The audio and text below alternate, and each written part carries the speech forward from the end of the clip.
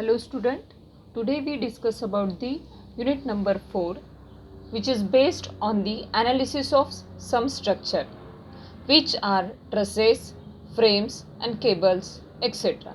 So first of all we will start with the introduction of structure. So what is meant by the structure? Structures are made up of several connected parts. That connected parts is known as the members, which are connected by welding or bolt. The internal forces as well as external forces are considered for analysis of that structure.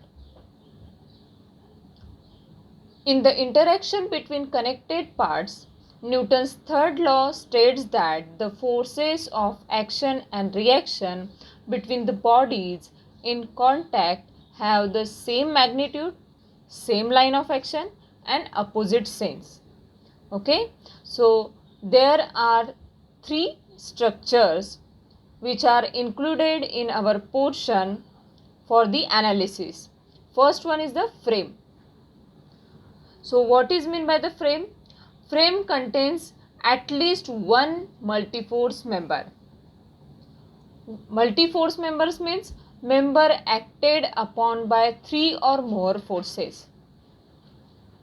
Then second is the trusses. Trusses, the shape of truss is always triangular. Trusses form from two force members, that is straight member with end point connection, which having end point connections. Now third structure is the cable. Cables are often used in engineering structure for support and transmit the load from one member to another. So this is all about the introduction of structures which are included in unit number 4. Now first we will see about the first structure, that is truss. The truss consists of straight members connected at joints and no member is continuous through a joint. In the truss, various members are connected at the end points with the help of joint, either pin joint or hinge joint. Okay. Bolted or welded connection are assumed to be pinned together. Okay. Forces acting at the member's end reduce the single force and no couple. Only two force members are considered. In truss, only two force members are considered. Then nature of forces in the member of truss. There are two nature of forces in the member of truss. First one is the tension. When the forces tends to pull the member, then it is in tension, and when the forces tends to compress the member, then it is in compression. See this figure. When the direction of forces are away from the joint, then there is a tension in this member. If the direction of forces towards the joint, then there is compression in this member. Now some types of trusses depend on the number of members and number of joints. A truss which has got just sufficient number of members to resist the loads without undergoing deformation in its shape is called the perfect truss, which resists the load with the help of number of members. Triangular truss is the simplest perfect truss, and it has the three joints and three members. For perfect truss, M is equal to 2J minus 3. This formula must satisfy by the truss, then the truss become perfect truss. In this formula, M is the total number of members and J is the total number of joints. Okay.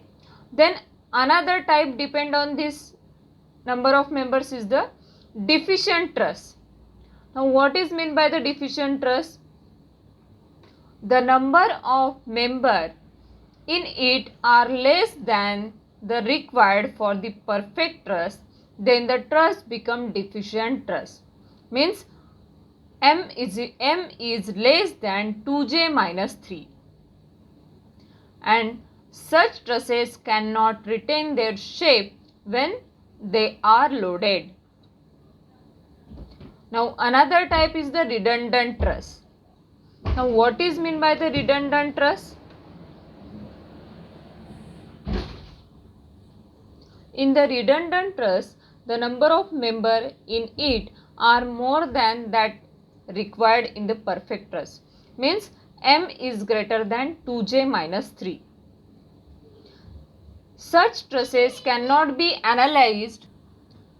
Such trusses cannot be analyzed by making use of equation of equilibrium alone, and that redundant trust is statically indeterminate. Then the another concept for the trust which is used in the analysis of trust is the zero force member. Means members having zero forces. There are two cases. First one is the if only two non-collinear members are meeting at a joint. Here AD and AB, these two members, non-collinear members meeting at a joint A, and there is not external load acting on that joint, then both members are zero force member.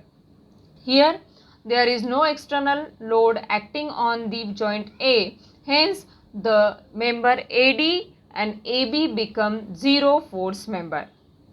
Then another case is the if three members are meeting at joint, out of which two are collinear, then third member is zero force member. So see this figure. In this figure, AD, AB and AC are the three members which are meeting at joint A, out of which AD and AB are the collinear members. Then according to this case, member AC become zero force member.